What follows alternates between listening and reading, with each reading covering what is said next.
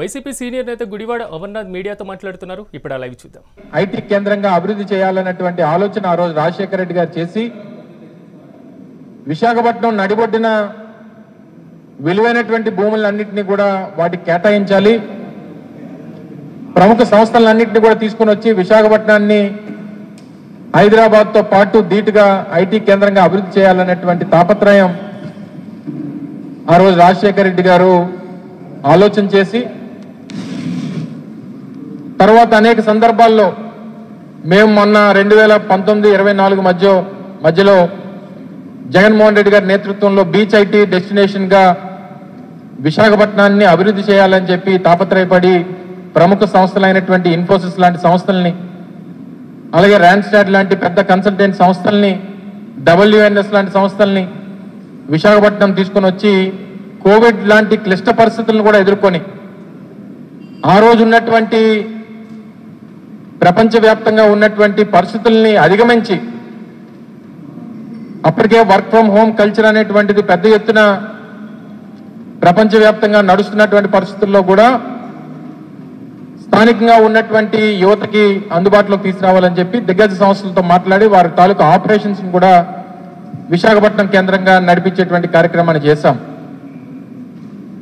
కానీ గడిచినటువంటి 15 మాసాలు నేను ఈ రాష్ట్రంలో ఐటీ శాఖ మంత్రిగా 21-22 మాసాలు పనిచేశాను.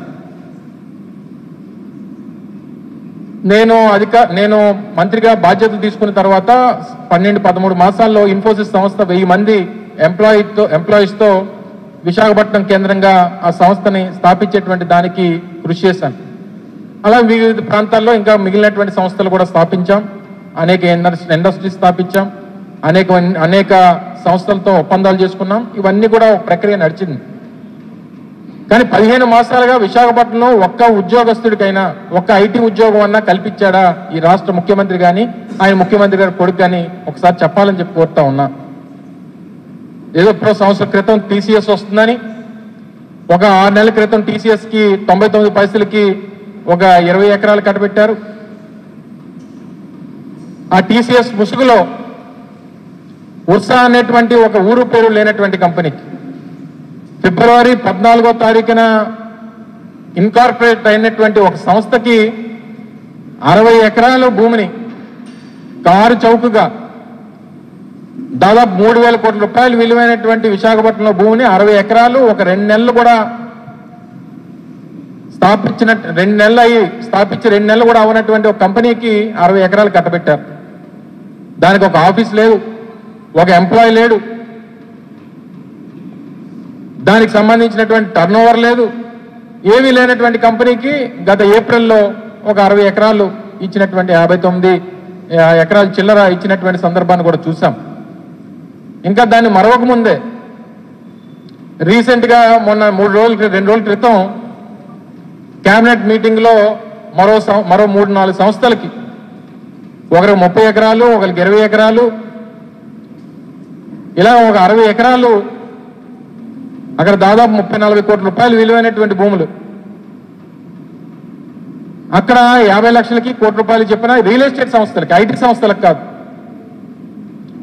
సత్వా అనేటువంటి గ్రూపు మీ అందరికీ తెలుసు, పూణే, బెంగళూరు, హైదరాబాద్ లాంటి ప్రాంతాల్లో వాళ్ళు రియల్ ఎస్టేట్ చేసేటువంటి కంపెనీలు అవి. హైదరాబాద్లోనే నియోపోలిస్ లాంటి ప్రాంతాల్లో, నానక్రామ్గూడ, నియోపోలిస్ ఇటువంటి ప్రాంతాల్లో హైదరాబాద్ అంటే తెలంగాణ ప్రభుత్వం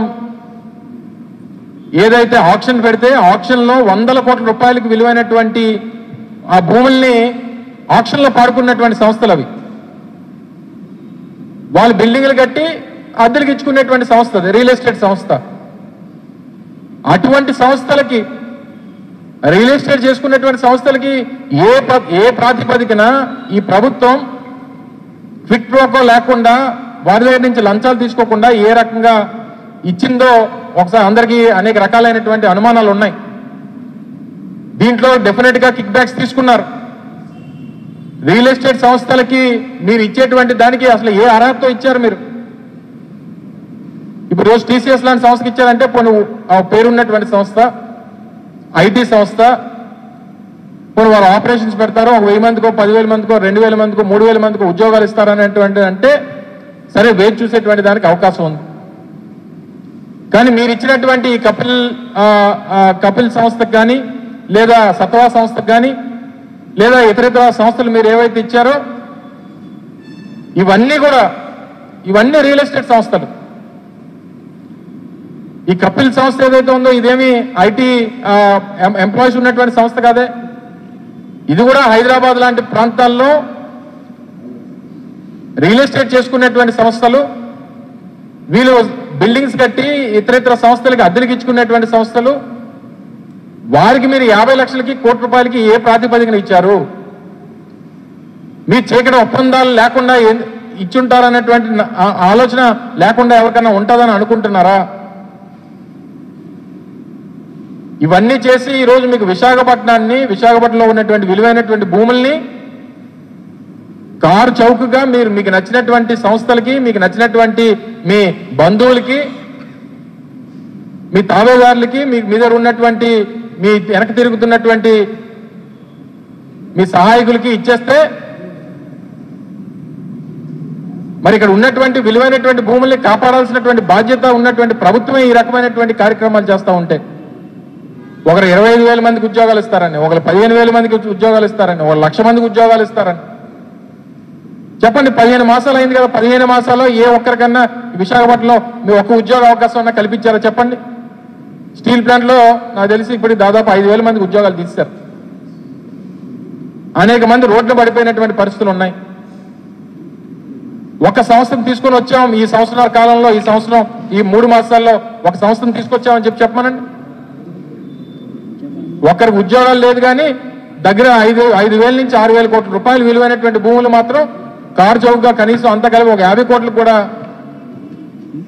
ప్రభుత్వానికి ఆదాయం రాకుండా ఇచ్చేసినటువంటి పరిస్థితులు కనబడతా ఉన్నాయి. దీన్ని తీవ్రంగా ఖండిస్తా ఉన్నాం. ఆ లూలు సంస్థ కూడా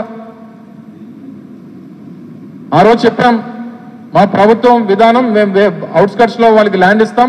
ఒకవేళ వాళ్ళు ఆపరేషన్ చేసుకుంటానంటే, వాళ్ళు ఏదన్నా ఆ మాల్ ఏదైనా కడతానంటేనో, కన్వెన్షన్ కడతానంటేనో, మన అవుట్స్కట్స్ లో ల్యాండ్ ఆల్టర్నేట్ ల్యాండ్ ఇస్తామనంటే మాకు వద్దు, మాకు అక్కడే ఆర్కే బీచ్ లోనే కావాలని చెప్పి అన్నారు.